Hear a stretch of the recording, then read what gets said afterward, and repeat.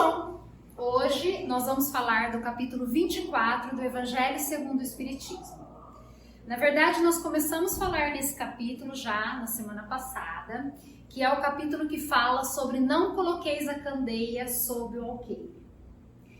Essa passagem da Bíblia, ela é muito interessante porque, como Jesus falava por parábolas, para que ele pudesse gravar para sempre seus ensinamentos, muitas das coisas que ele fala são simbólicas.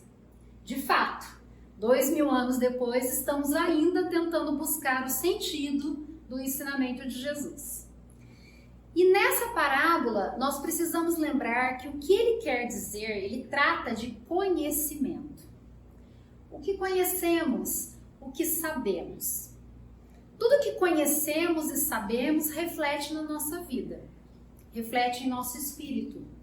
E o nosso aprendizado fica gravado no nosso perispírito, que é a sede da nossa memória, e com isso na nossa alma. E vamos evoluir para sempre com todo esse conhecimento que adquirimos. Mas quando conhecemos, temos o poder em nossas mãos. Porque não ignoramos as verdades, não ignoramos a palavra do Cristo, não ignoramos a diferença entre o bem e o mal. Então, a nossa consciência desta realidade, ela é muito importante. Porque se sabemos, somos ainda mais responsáveis. Quando desconhecemos o que é o amor, quando desconhecemos o que é a fé, quando desconhecemos o que é a caridade, quando não entendemos as passagens do Evangelho e da Bíblia, podemos alegar ignorância. Mas se sabemos o que elas significam, o que nos impede de partir para a ação? O que nos impede de seguir aquele protocolo que foi ditado por Jesus? O que nos impede de buscar a nossa melhora? Apenas nós mesmos. Quando dizemos esconder a candeia sob o alqueire, falamos de tentar apagar a nossa própria luz, ou a luz de um irmão. Quando tentamos deter o conhecimento que traz a evolução da humanidade e impedimos isso, somos ainda mais responsáveis. Esconder a candeia sob o alqueire trata-se de covardia, de não ter coragem suficiente de vestir a camisa do Cristo, de entender seus ensinamentos e de levar aquilo tudo que ele nos trouxe. E aí, nesse capítulo ainda de não colocar a candeia sob o alqueire, nós temos o tópico que hoje abordaremos aqui, que é a coragem da fé. Coragem. Coragem. O que é coragem? Coragem é a ausência do medo? Todos nós sentimos medo, em diferentes proporções, em diferentes significados, em diferentes momentos da nossa existência sentimos medo. Temos medo de agir, temos medo de reagir, temos medo de mudar, principalmente de mudar.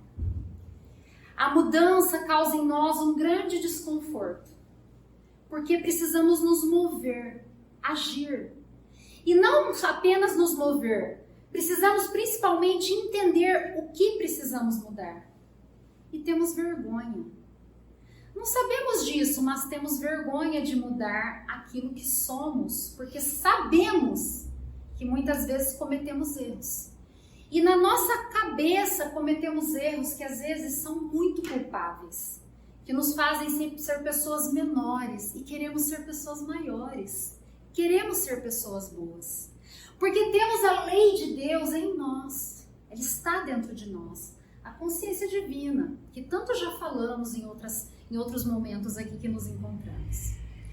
Mas agir e mudar implica um grande movimento em nossa vida, implica em agir sobre nós e sobre todos que nos rodeiam.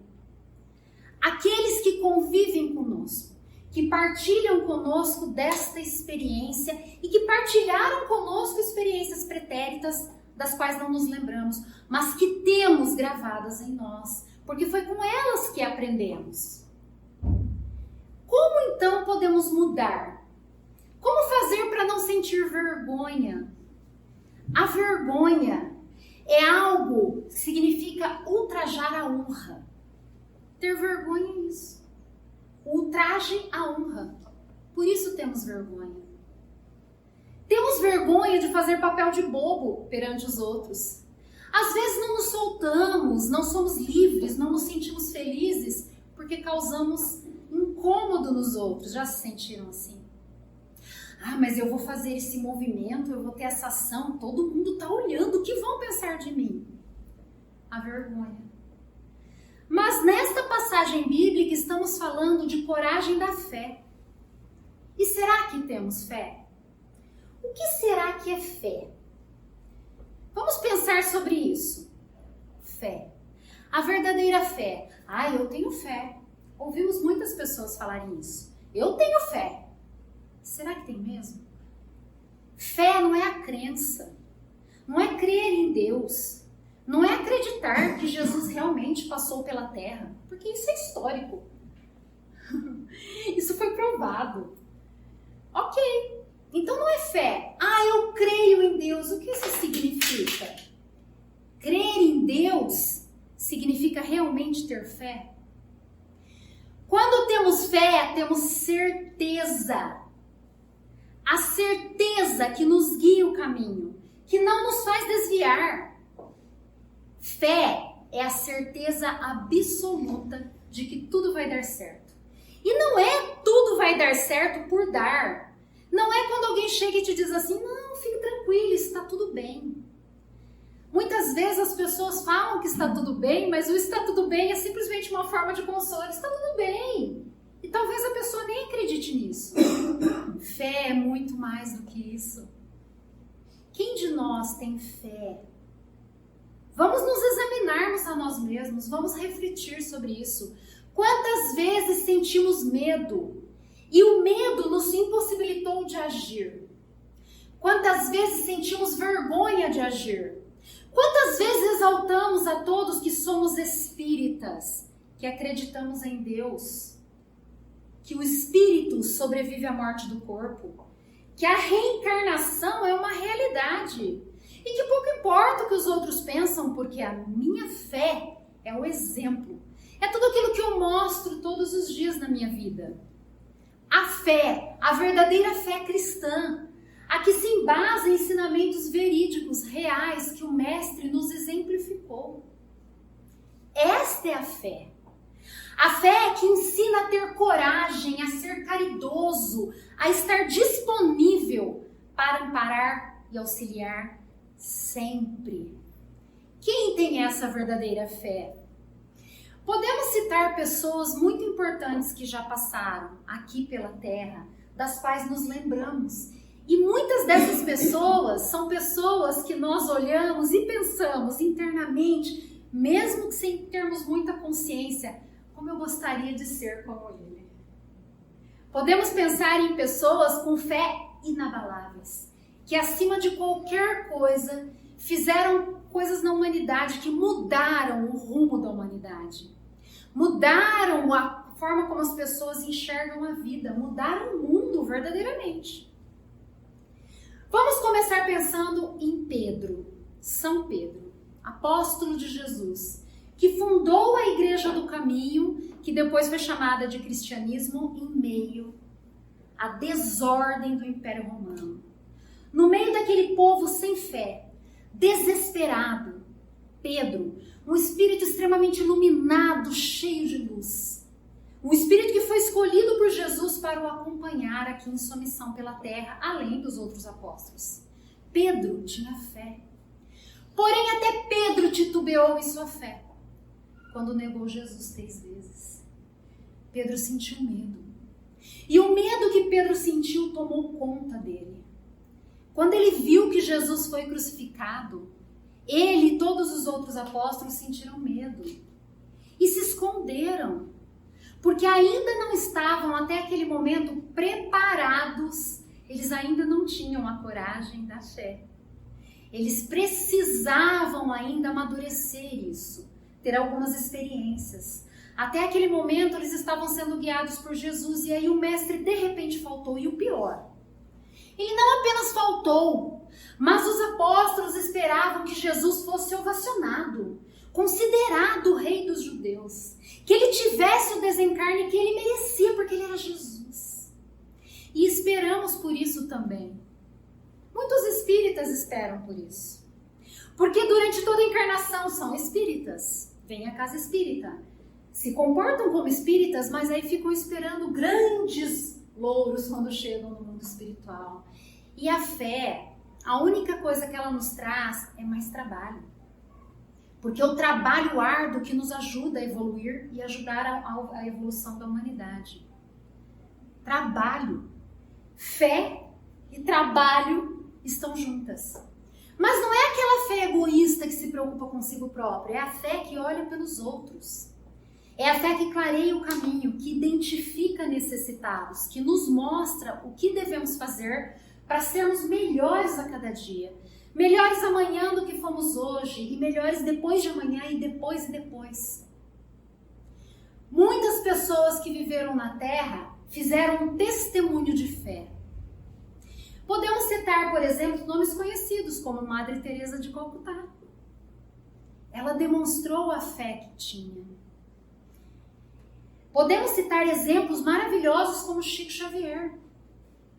Todos nós sabemos como Chico Xavier testemunhava a fé dele. E mesmo quando ele titubeava, ele tomava uma bronca de Emmanuel, o seu guia. Certa vez, Chico Xavier amanheceu com muita dor nos olhos, porque ele tinha catarata.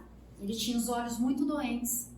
E além de trabalhar, que Chico Xavier era funcionário público, e ele trabalhava muito, ele não faltava trabalho. Chico dava o exemplo também nas questões materiais. E ele trabalhava muito e à noite, ao invés de descansar, ele ficava na casa espírita, ajudando as pessoas, praticando a mediunidade, usando o amor que tinha no seu coração para curar as chagas da humanidade. Era isso que o Chico fazia. Ele testemunhava a fé, mas mesmo assim, ele titubeava às vezes. E um dia, com essa dor no olho, o olho sangrando, muito doente, ele disse a Emmanuel que ele não iria para a casa espírita naquele dia. E Emmanuel disse a ele, mas por que você não vai? E ele respondeu, você não está vendo? Eu estou doente, muito doente. Eu preciso descansar. Eu não consigo enxergar com esse olho. E Emmanuel respondeu a ele, você não consegue enxergar com esse olho? Mas você tem dois. E 2 olhos são um luxo. Foi isso que Emmanuel respondeu para Chico Xavier. Então Chico levantou e foi trabalhar. Porque Chico entendia que a fé que ele tinha em seu coração poderia acabar com todas as dificuldades. E ele continuou. E todos os dias, quando ele acordava, ele se sentava na cama e ele dizia, Deus, só mais um dia. E viveu até os 92 anos. Pelos outros. Nunca por ele. Essa é a verdadeira fé. É a que dá o testemunho. É a que tem coragem de abandonar o egoísmo. É a que tem coragem de deixar de lado a si mesmo para olhar pelo outro. É a que faz sacrifícios verdadeiros. É dessa coragem. E aqui Jesus está falando das pessoas que não tinham coragem de falar sobre ele. Que tinham medo. Que acreditavam que poderiam pagar por isso. Podemos falar dos cristãos. Se estudamos o que aconteceu naquela época do Império, quando Jesus foi crucificado, os cristãos continuaram a fazer o trabalho de Jesus. Eles continuaram orando, se reunindo, estudando. Eles continuaram fazendo aquilo que Jesus queria. Mas os cristãos não tinham proteção. Então eles se escondiam. Eles se reuniam sem que ninguém soubesse onde era. Eles sofreram muito. Foram os mártires do cristianismo. E o que acontecia com eles quando eles eram pegos? Quando eles eram pegos, eles eram jogados aos leões, na arena, para divertimento daquele povo ignorante, que nada sabia, que não tinha Jesus em seu coração, que não tinha Deus, que não tinha paz, que achava que era feliz porque tinha títulos, porque tinha soberba, arrogância, porque tinha túnicas bonitas, achava que era melhor do que os outros, mas era um povo sofredor e infeliz. E os cristãos sabiam disso, eles eram mártires por isso. E quando eles eram jogados aos leões para serem comidos vivos, e nós, quem já estudou isso sabe, não eram os adultos, eram adultos e crianças, pais e filhos, mães dando a mão para os seus filhos, eram jogados aos leões. E no momento em que os cristãos se ajoelhavam no meio daquela arena que as feras iam ser soltas sobre eles, sabem o que acontecia? Eles viam todos os espíritos que haviam desencarnado daquela maneira. Todos apareciam para eles, segundos antes das feras serem soltas. Eles já se viam no mundo espiritual, porque eles, sem reclamar, deram seu testemunho de fé. É desta coragem que ele fala aqui. É desse desejo realmente de mudar, de entender o que eu preciso fazer para ajudar no progresso da humanidade. Olhar para nós e entender como seremos realmente felizes. Porque quando contamos essas histórias da época de Jesus, nos dá um sentimento de dor. Mas sabemos que em algum momento estivemos lá, encarnados. E não sabemos se estávamos lá assistindo o teatro de horrores na arena. Não sabemos disso. Mas sabemos que de lá para cá já aprendemos muito, já ressignificamos toda a dor e sofrimento que tivemos. E se estamos aqui, já estamos preparados. Podemos sim arregaçar as mangas e entender qual é a minha missão. O que devo fazer? Como darei testemunho da minha fé? E não é se jogar aos leões, não. Nós já não precisamos mais disso.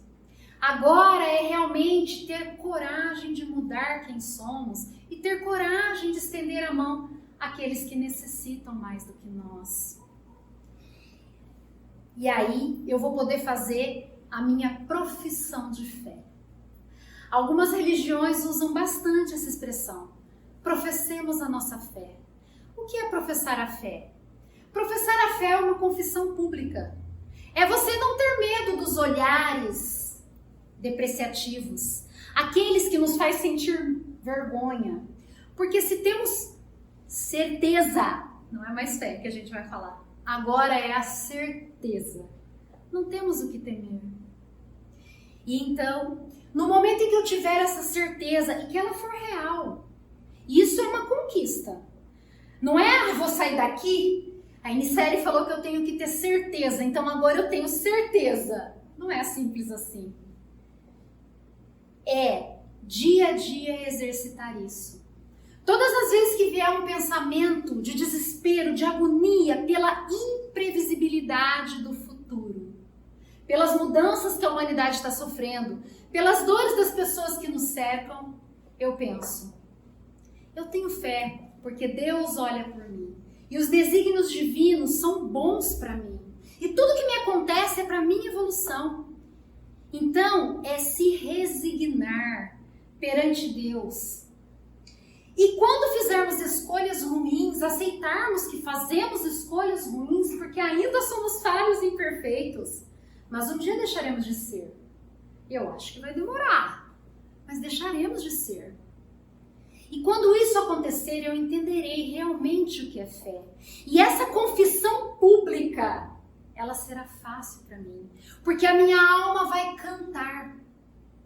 Ela não se cabe mais em mim. Porque eu tenho tanta fé que nada do que acontece ao meu redor, que todas as tragédias da humanidade, cataclismos, essas coisas que nos fazem sentir mal, nós sabemos que é para o bem da humanidade. Quando entendemos que a morte não existe, não temos como sentir tanto assim quanto sentimos. Porque se a morte não existe, por que sofro? Apenas deixei o corpo físico e retornei para a pátria espiritual, que é a minha verdadeira morada. E se lá é a verdadeira morada, lá é lugar bom, a morte é uma coisa boa. Mas não estamos preparados ainda. Sentimos essa dor. Porque amamos as pessoas que estão conosco. Amamos as pessoas que encarnaram conosco, mas quando esse sofrimento vier, pense. O amor que sinto por esse alguém, ele é grande o bastante para que eu deseje que onde quer que ele esteja bem? Ou é a companhia dele que eu clamo? Porque se for a companhia, eu estou pensando em mim, não nele. Então a morte é leve. Ainda é difícil para nós e para todos nós. Para mim também que vos falo. Todos nós sofremos. Mas um dia deixaremos de sofrer. Porque entenderemos a cruz que carregamos. Essa passagem no Evangelho também fala sobre a cruz que temos que carregar. A cruz, pessoal, pode ser leve ou pesada. É só nossa escolha. Escolhemos deixar essa cruz leve ou pesada. Não, mas a cruz me deram. Não. A cruz é fruto das suas escolhas. As pessoas com as quais você convive é fruto dos erros que você cometeu na encarnação passada. Os filhos difíceis que você tem, que você não consegue educar, que não é aquilo tudo que você queria, você esperava mais daquele filho. Os pais difíceis, intolerantes, complexos, cheios de doença, que eu tenho que dedicar todas as minhas noites a ele, são porque provavelmente você está reajustando conta com ele. O filho é porque talvez você esteja preparado para ajudar. Essa é a sua cruz. Você nasce no meio em que nasce porque você precisa, não é o acaso. E se eu puder entender que estou nesse meio convivendo com estas pessoas, porque Deus sabe o que é bom para mim, eu conseguirei aliviar meu coração, eu conseguirei contribuir mais com essas pessoas, eu conseguirei entender que preciso amá-las. Não me afastar delas, mas amá-las, respeitá-las.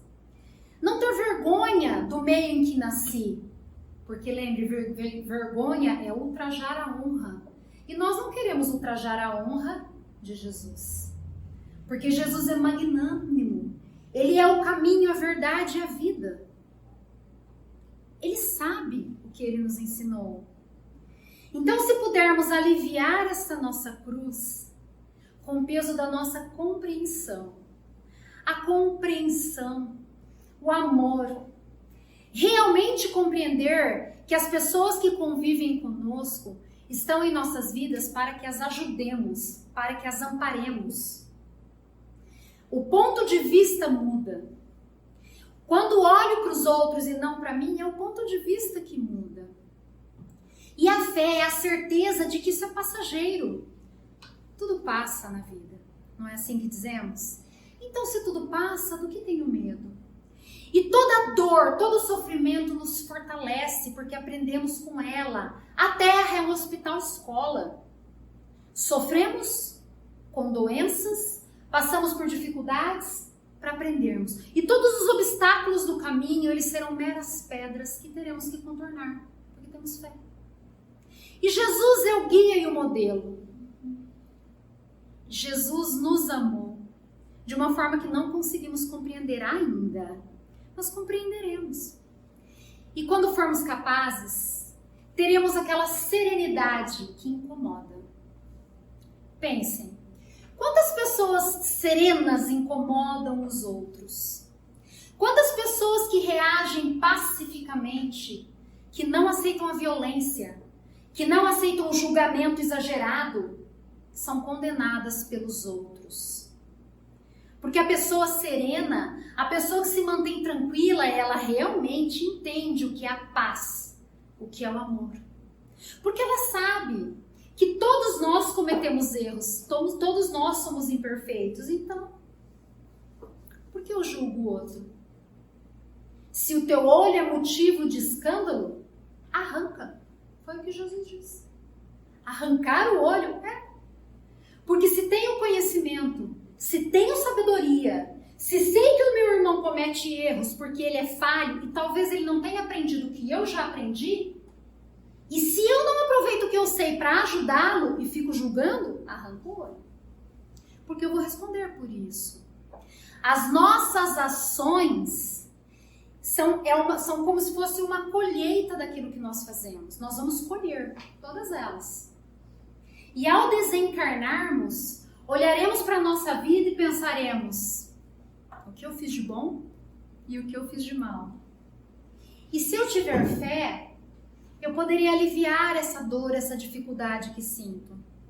Porque eu terei certeza de que pode vir o mal que vier, que eu estarei preparado para lidar com ele e eu terei o apoio dos amigos espirituais. E mais uma coisa importante. A fé, ela faz em nós uma coisa que eu acho muito importante explicar para vocês. Todos nós somos um campo magnético. Não sei quantos de vocês aqui já estudou bastante sobre o espiritismo. Mas nós temos um campo magnético em torno de nós. Esse campo magnético, ele é dado pela energia que está em nós. Esse campo é modificado pelo nosso pensamento e pela nossa vontade de agir. Nós modificamos o fluido ao nosso redor e ao redor dos outros. Nesse momento aqui, o que cada um está pensando está modificando os fluidos aqui. Se estão pensando positivamente, estão modificando os fluidos positivamente. Se estão pensando negativamente, estão fazendo isso. Isso muda o seu campo psíquico, o seu campo de ação. E esse campo gera os fluidos que são arremessados no ambiente e atingem outras pessoas, além de você. E você se afina com pessoas que têm um campo de energia positivo ou negativo. Se o seu campo for muito positivo, você vai ser iluminado e as pessoas vão sentir. Você vai ser aquela pessoa que chega e todo mundo quer ficar perto, porque você passa uma coisa boa. Passa uma coisa boa, só isso. E se a sua fé for forte, poderosa, verdadeira, você tem poder. Quem tem fé de verdade tem poder. Quem tem fé cura de verdade. Porque a sua energia positiva pode curar o doente. Quem tem fé espanta as coisas ruins, porque nada que é mal de fluidos negativos consegue adentrar esse campo que você criou para você. Você colhe, acolhe e recolhe os seus pensamentos e ações. Sempre. Você. Só você. Porque se você conseguir se blindar das energias negativas do mundo e conseguir expandir essa sua luz cada vez mais, nada te deterá. E a sua fé será tão grande quanto a que foi de Chico Xavier, da Madre Teresa de Calcutá e de outras pessoas que vivenciaram aqui na Terra e que nos trouxeram essa lição de amor tão linda. E aí poderemos todos os dias transformar o nosso eu, porque fé tem a ver com se transformar. Tenta, experimenta e depois me conta. E agora vamos fazer a nossa oração para encerrar. Vamos fechar os nossos olhos, pedir a Deus que nos conceda a fé necessária para seguirmos confiantes nessa jornada. Que possamos sim acreditar em Deus, acreditar em nós e na nossa possibilidade de progredirmos e melhorarmos cada vez mais, porque, como disse Jesus, somos deuses e tudo podemos se quisermos. Deus, causa a mudança necessária em nós para evoluirmos como precisamos e para amparar aqueles que necessitam de nós. Obrigada, mestre e amigos mensageiros de luz, por estarem aqui conosco nessa noite, nos possibilitando sentir a tua presença e tanto amor nesse ambiente. Que possamos ir em paz, mantendo esse padrão vibratório elevado, extraordinário, durante toda a semana. Sê conosco, Senhor, hoje e sempre.